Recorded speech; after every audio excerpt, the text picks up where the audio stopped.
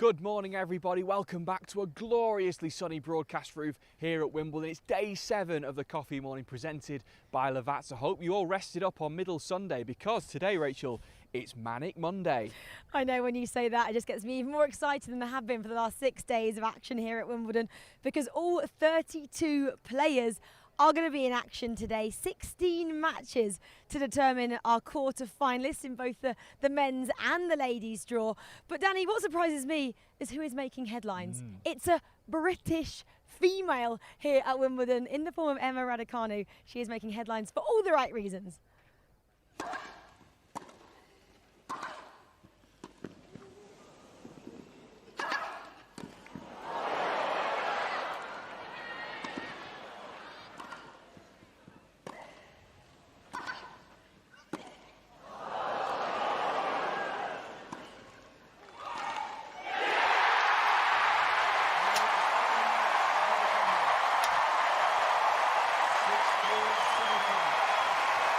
British tennis has a new start. Wimbledon has a new start.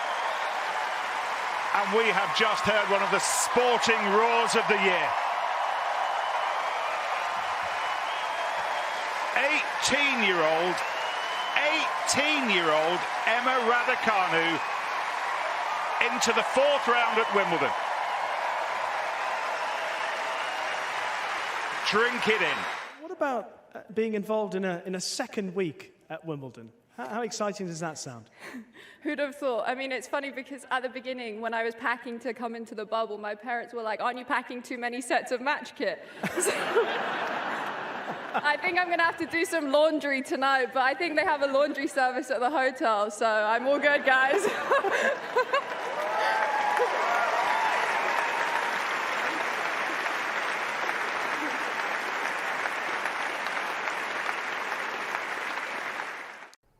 Extraordinary Emma Raducanu. What a week she's having, eh? Hopefully that continues as well in the second week here at Wimbledon. But we want to know, because Danny mentioned, it is, of course, Manic Monday. There's so much happening here. If you're not here watching, where are you watching from? Please let us know using the hashtag Wimbledon thing on all the social media channels. We want to know exactly where you're watching from today. It could be at work. You could be trying to sneak in a second screen experience in amongst your Zoom calls or your other meetings getting on, or you could be here on the hill. So yeah, let us know because we'll try and get a few of them on screen at the end of the show. Stick a message in the comments, send us a tweet or an Instagram or whatever. I think we can give permission for anybody who is at work or if you're working from home. This is the best day of tennis. Yeah, we can, it's fine. I've checked with all of your bosses. This is the best day of tennis of the entire championships today. It's really high quality anywhere you look. So if you are watching, tell us where from and we'll see how many we can get through later on. But on Emma Raducanu, I think we might need to rename the hill behind us. It's gone Henman Hill, we've had Murray Mount, maybe Raducanu Ridge, I think possibly. That's what we're going for, isn't it? We kind of spoke about that at the end of last week. But let's have a quick word on Emma Raducanu. I mean, everyone's talking about her. I'm not even just in the UK. She's gone kind of global, hasn't she? We were checking her Instagram, Danny, at the beginning of last week. She was on about 9,000 followers on Instagram. She's now up to over 150,000 and rising. She's been in absolute fabulous form. Everybody who's anyone as well has been messaging her. I think we can have a couple pop on the screen. Yeah, I saw Liam Gallagher called her biblical, which is pretty much the highest praise anybody can get from Liam. I mean, the McLaren Formula One team, I think, were messaging her as well. But you know who I think she was most pleased to hear from? And that was after her first round win, was Tim Peake, the astronaut. Oh, amazing. He messaged her on Twitter and she retweeted that and said, I can't believe who has just messaged me. We know she... Out of this world. Exactly. We know she loves obviously getting the recognition she deserves, and rightly so. But let's talk about the match she has coming up this time out. Interesting one. Possibly a good draw for her. Alia Tomljanovic, of course, is who she's got next. The Australian going out with Matteo Berrettini, of course, is the power couple we were talking about last week on the channel. People are saying, yeah, she can do this one. I think the Brits, Dan Evans, he has spoken up that says she could win the last match against Christea, and she can beat her in this one as well because she's a calm, composed, collective player, very aggressive.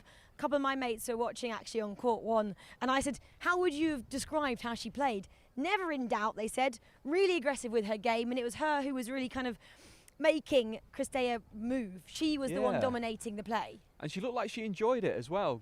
She's only 18, lest we forget.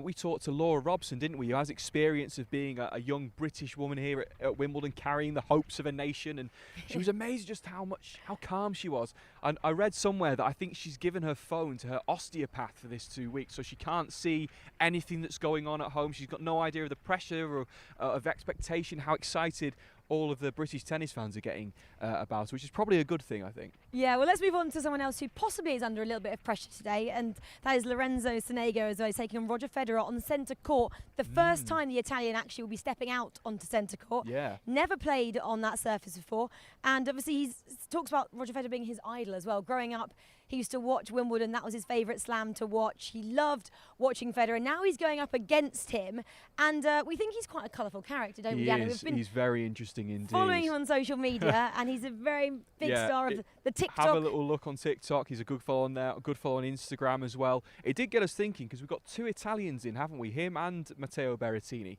Because they won Eurovision earlier this year. Where are you going with this? Well, I wonder, are you starting to sing? Has any country ever... No, nobody needs that. Has any country ever done the Wimbledon Eurovision double? I have no idea, but I really hope not. If you know, do let us know. For the fans' ears. But Lorenzo as well, he's a big singer. He is a singer. He actually recorded his debut single coming into this. Un solo secondo, I believe it was called. Single second? Exactly. My rusty Italian. We hope he's playing longer on centre court than a single second. And then another Italian, we mentioned him, Matteo Berrettini. He's also in action. He actually got his 100th tour level win in his last outing on Saturday. So it's exciting actually to have 2 Italians into this round. I think there's only ever been 2 Italians in this round before, so it's great that we've got a bit of history being made. What a week it's been for the Berrettini-Tomljanovic household, eh? Both of them through to the second week at Wimbledon. Very well done to them. Exactly. Well, there's so much action going on today. There's been so much action over the last 6 days as well. If you haven't been keeping up with it, this is what you missed.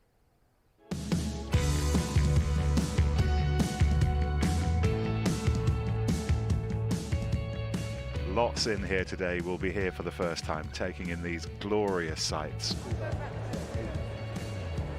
Oh, it could be the shoes with the green round the top. They're not the right shoes. He's got the wrong shoes with him. How you doing? Very good. I left my tennis shoes in the locker room. There you go. I left my tennis shoes in the locker room, and he's talking to the guy in the crowd. Good start. Good start.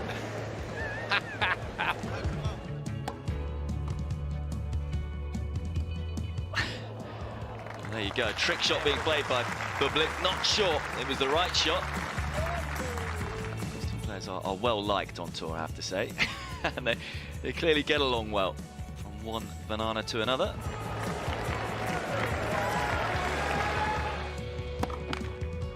What am I doing? I love to see. There you go, there you go, assistant referee Denise. They're as big as Denise.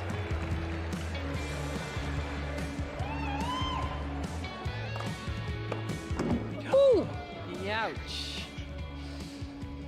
That got him right on the microphone. I'll get us sorted for a serve today. God, yeah. You think so?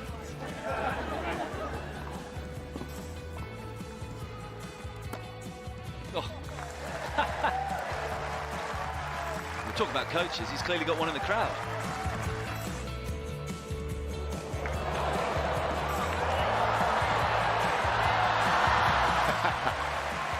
Crazy. Right in the top of the head.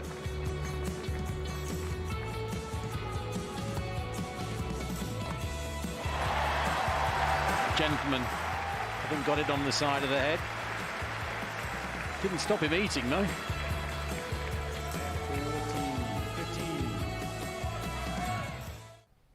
I mean, we could have filled that video pretty much just with stuff that happened in Nick Kyrgios's match against Felix Auger-Aliassime. He was very much peak Kyrgios, I think. As you saw there, he managed to come to court without his shoes, so he had to send some poor one back to the dressing room to get his shoes for him. He even said, like, oh, just the one day when I thought I was being professional, I forget my shoes. Yeah. And sadly, then he had to retire her after 2 sets. More importantly, I wonder what that means for the power couple of mixed doubles, because he's supposedly on court later today with Venus Williams.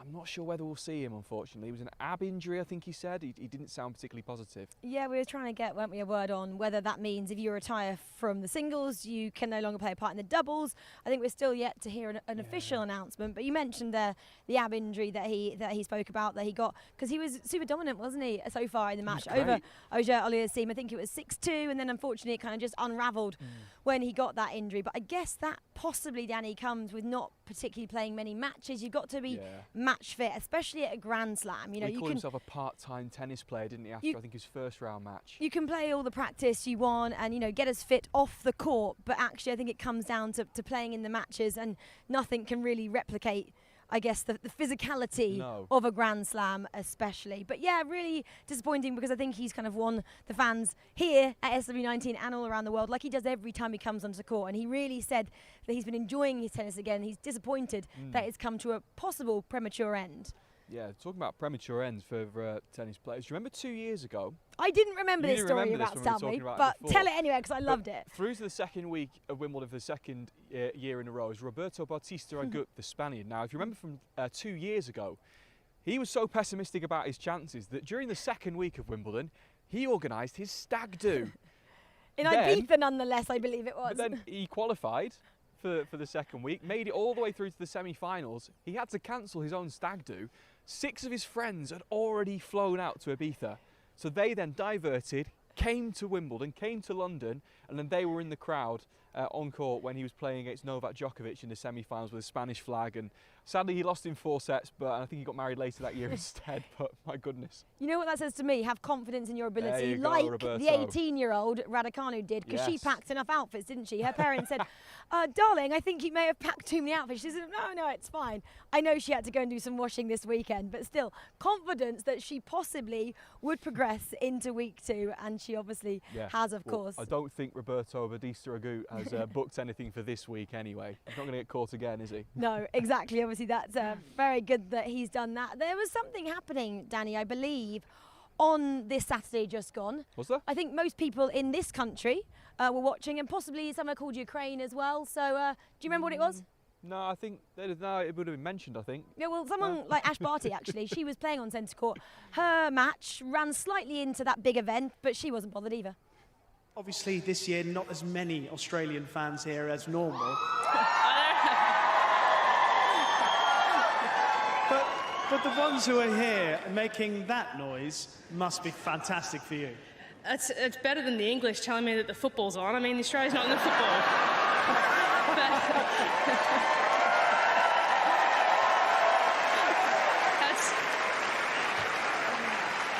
This is the wrong season of football for us. So it's the round ball when Australia's not playing, it doesn't. Scared about it sound a bit rude, but it doesn't interest me. So I think I'll keep watching our Aussie rules football, but certainly nice to hear some Aussie voices. I love Ash Barty. There's nothing she can't do. Multi-sport athlete, funny on court, fantastic. She's one of the matches we're going to preview now with Mel South, who's joined us. Thanks for waking up with us this morning. Now, there are so many that we could pick from. The ladies' draw in particular is so intriguing, and we have to start with Emma Raducanu. Now, she's in a position maybe that you can sympathise with, because back in, was it 2006, you got a wild card to Wimbledon. First round, you're playing the world number 14, Francesca Schiavone, and you beat her.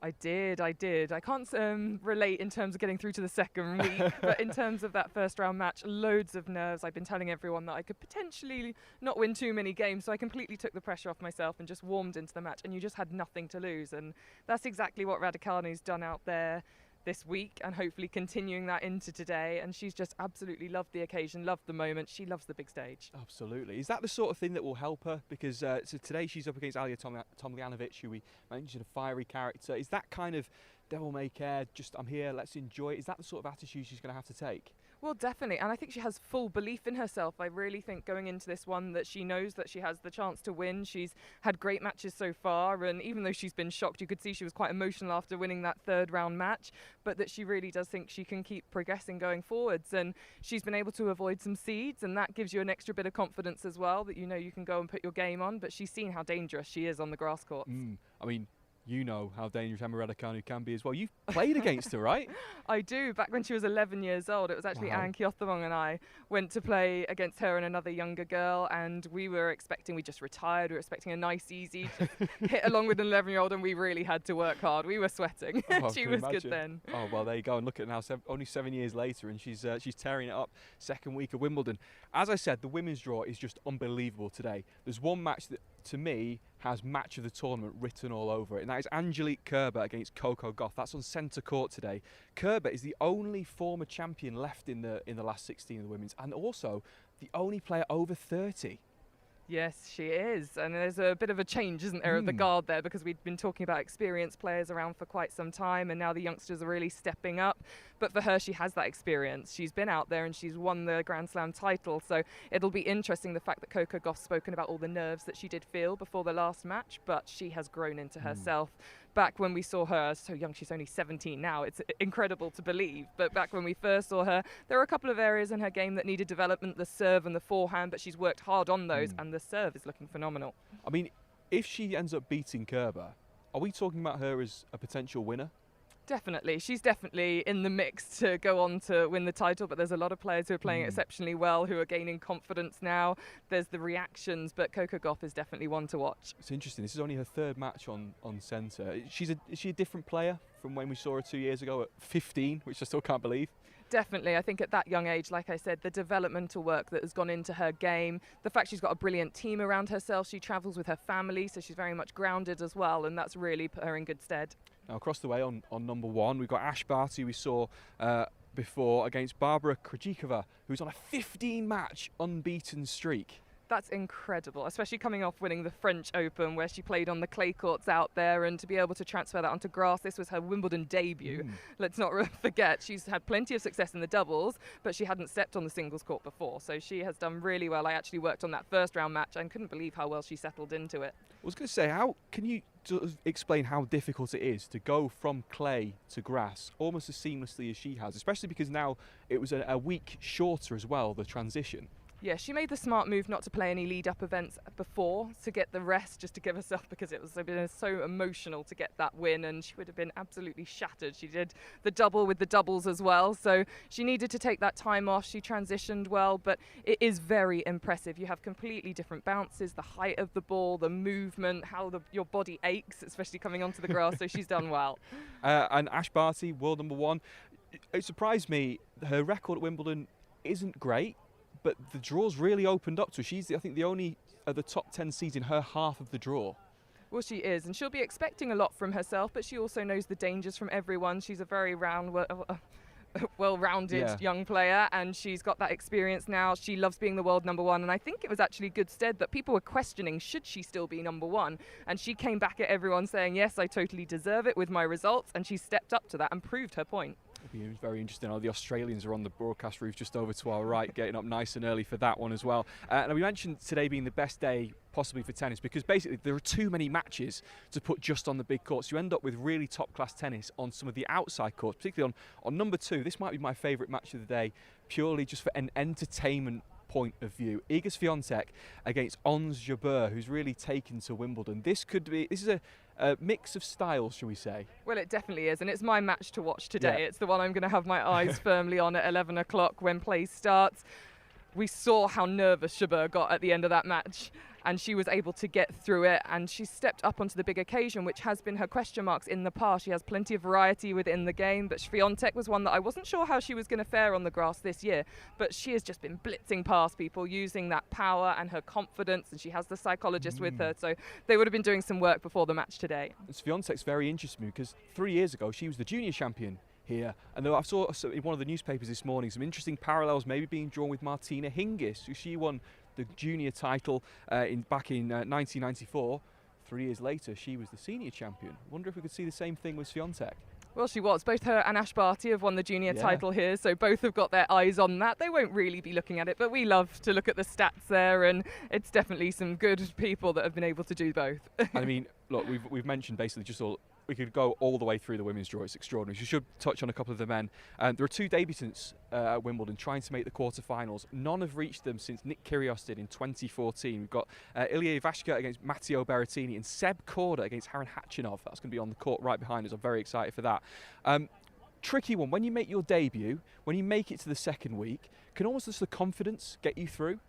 Well, definitely. I haven't done it myself, so I can't go from experience. But I think once you get those wins, you've been on the big stadiums, you've had the confidence to keep going, and they will see opportunities out here today. So I think Korda is definitely one to watch, not just for this championships, but for the future as well. I was actually talking to Tracy Austin about him before, and from day one she said he is making it through to the quarterfinals. So wow. I'll be holding her to that today. Absolutely. I mean, it's an extraordinary sporting family as well. We've mentioned it all week, the Kordas. And Matteo Berrettini, someone that maybe could do well. I saw a lot of people penciling him in for the final before the tournament started. Yes, he's got a very dangerous game out there. We saw that at Queen's Club, and again going in confidence, and now we've got the dynamic duo with Tomljanovic and herself, and I'm sure there's a mini contest of who can go further. Could you imagine? I dread to think what that breakfast table is going to be like if both of them go out.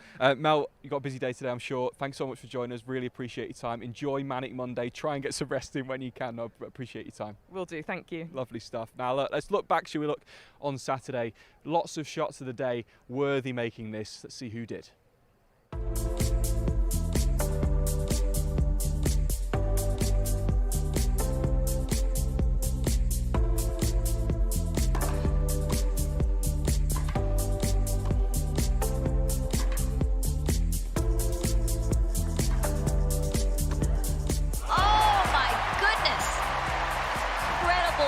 And better winner. That takes a special athlete.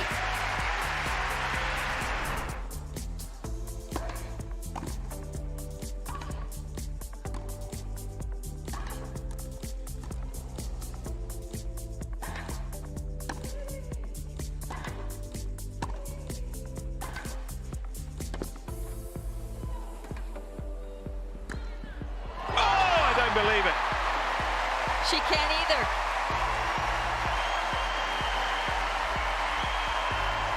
She slipped at the beginning of that point and regained her balance.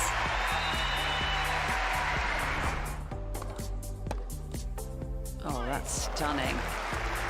Really lent in on that, took the pace of the serve, stayed with that ball. Really good change of direction.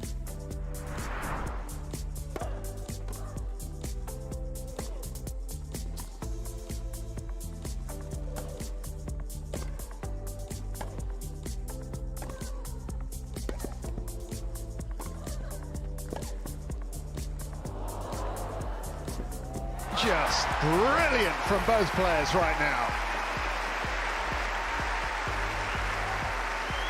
What a move this is from Coco Gauff.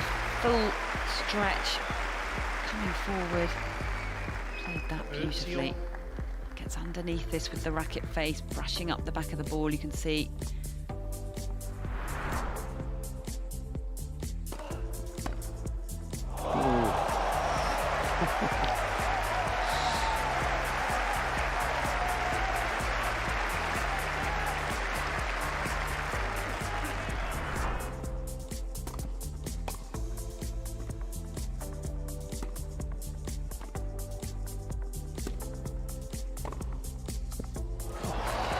Well, he managed to get to the Federer backhand, but then this. He's going through the gears.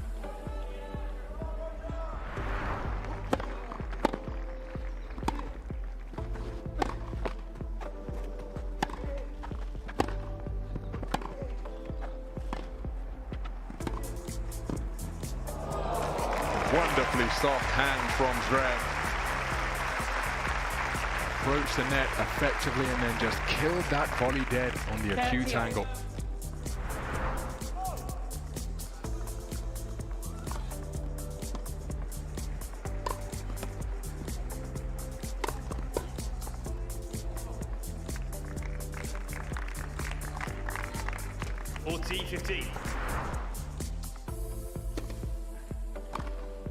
Oh, that is some shot to give him a couple set points. Just sat there for him. That kick serve, 80 miles an hour, 15 just got torched. footing.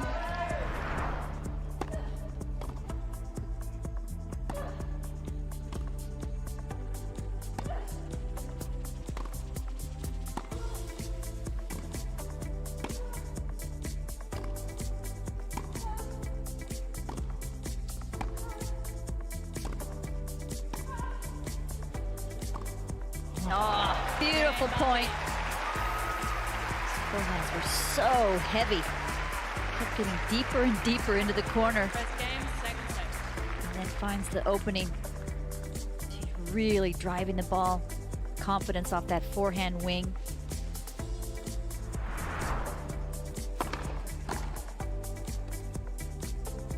Oh, brilliant. Those type of shots lead me to believe he could be a great volleyer because he's got beautiful feel, nice hands.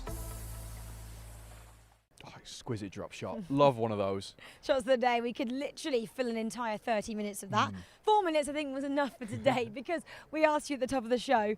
We said we would like to know from where around the world you're watching what we're calling Manic Monday today because, Danny, this is the last time it's going to be Manic Monday, isn't it? Because Because this is the last one. from next year, there is no longer going to be a rest day on Sunday. None of the other Grand Slams have it anyway. And Wimbledon are putting a stop to it as well, which means kind of play will be dispersed over Sunday and Monday, so it won't be so busy for the players today. But I think we like having the Sunday off, especially we do, because it gives us a chance to just rest, recuperate, ready for the Monday. But yeah, let's have a little look at the people who were chatting to us from around the world. So many people getting in touch with us, and we pretty much hit every corner of the world. Natalia Cipriani watching from Switzerland, I'm sure. Watching for Roger Federer, as is George Jagger in South Africa. Fantastic. Look, cheering on Federer from South Africa. Elizabeth Kerr out in New Zealand as well. Very late on for you, Elizabeth. But thanks very much for spending your evening with us. Who else we've got? Daryl Grigg in Australia. That's another late one, isn't it? Daryl's looking forward to Ash Barty. I'm not surprised. The Australian #1. And maybe my favourite name of them all, Tsuyoshi Kikuzawa in Japan. I'm not sure there's any Japanese left. There's a couple in the boys I know that I'm sure he's looking forward to watching. But thank you so much for getting in touch and letting us know where you're enjoying the show from. Yeah, you wanted people from all around the world, Danny. And I think we pretty much got them there, didn't you?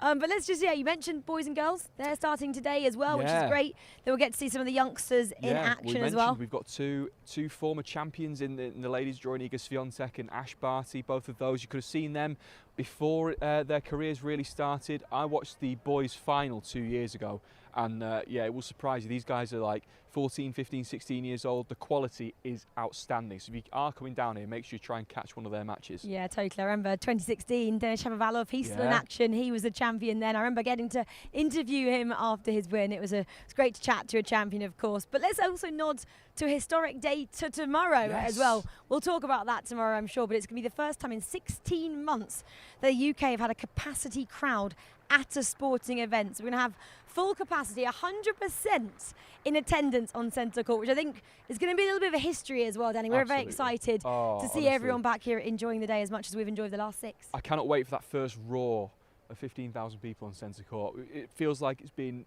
10 years basically since we've heard that, and very much looking forward to it tomorrow. Where are you going to be off to later on today though, because there's lots of good tennis off? I'm actually not off to the tennis. I'm off to take a little bit of a cake here to the head gardener, Martin Faulkner. I'm off to chat to him about how he gets to make Wimbledon so beautiful, because I think we can all concur he absolutely does just that. Absolutely. Any gardeners, make sure you tune in tomorrow, so we'll have a little look at that. We're almost out of time though, unfortunately, because it's coming up to 11 o'clock. That's when play begins on the outside courts. We just heard a ripple of applause over my shoulder here on court 18. That's where Seb Kohler is playing Karen Khachanov. That's the match I'm very much looking forward to. If you need to find me, I will just turn around and I'll be watching this match for the next couple of hours of my life. But if you are coming down, or if you're not, if you want to keep up with all the goings on here at SW19, get on the Wimbledon channel and on Wimbledon Radio. You can access both of those on the Wimbledon smartphone app. Get it downloaded. It's very, very good. I will start going on about it eventually once you've all downloaded it. It's really good. Or with, of course, all of our broadcast partners around the world. So, we're off to go and watch some tennis. Yeah, totally. We'll see you back here, same time, same place tomorrow, 10:30 a.m. BST. Enjoy the day of Wimbledon. We'll see you later.